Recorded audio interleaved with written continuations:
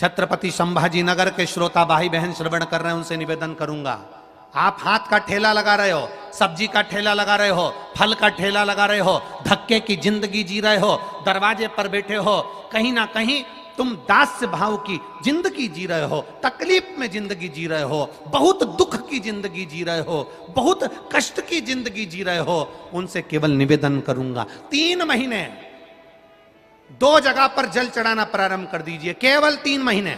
एक शंकर भगवान के शिवलिंग पर, दूसरा बेलपत्री के पेड़ के नीचे, 2 जगह पर जल चढ़ाना 3 महीने लगातार चालू कर दो, बाबा तुम्हारा हाथ पकड़कर तुम्हें उन्नति की सीढ़ी पर चढ़ा देगा।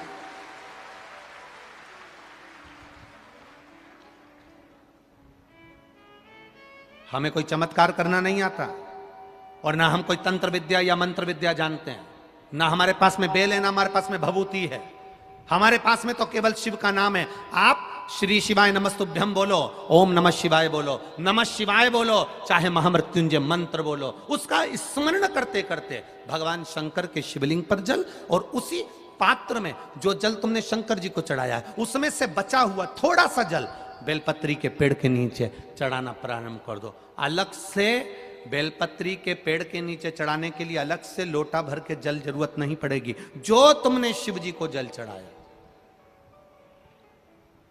जो तुमने देवाधिदेव महादेव को जल चढ़ाया, बस उसी पात्र का जल शंकर जी को चढ़ाओ, उसमें से बचा हुआ थोड़ा सा जल बेलपत्री के वृक्ष के नीचे चढ़ाना प्रारंभ करना। कौन सा बेलपत्री का वृक्ष? जिसकी छाया आपके ऊपर आ रही हो। शिव महापुराण बड़ी सुंदर बात कहता है, ध्यान दीजिएगा।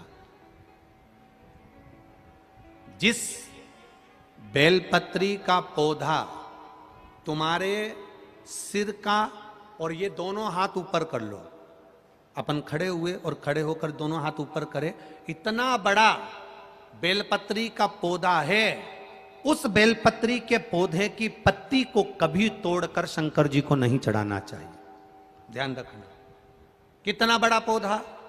आप खड़े हो जाओ और खड़े होने के बाद आपका हाथ ऊंचा कर लेना, इतना बड़ा पौधा है, उस पौधे की पत्ती बेलपत्री को तोड़कर शंकर भगवान को कभी नहीं चढ़ाना। शंकर भगवान को उस बेलपत्री को, उस वृक्ष की पत्ती को तोड़ना चाहिए जो वृक्ष तुम्हारे हाथ से थोड़ा सा ऊंचा हो, जिसके लिए तुम्हें हाथ और ऊंचा करना पड़ रहा हो।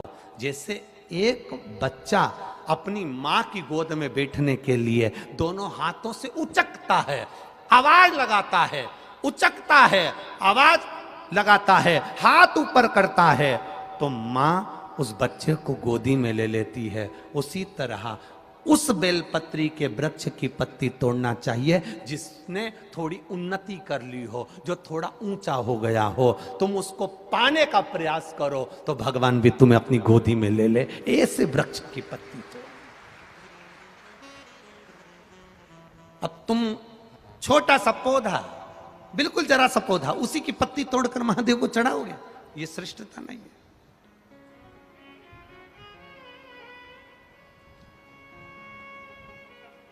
छोटा सा पौधा है, उसकी पत्ती को तोड़कर आप चढ़ा रहे हो महादेव को, उसमें श्रेष्ठता नहीं है।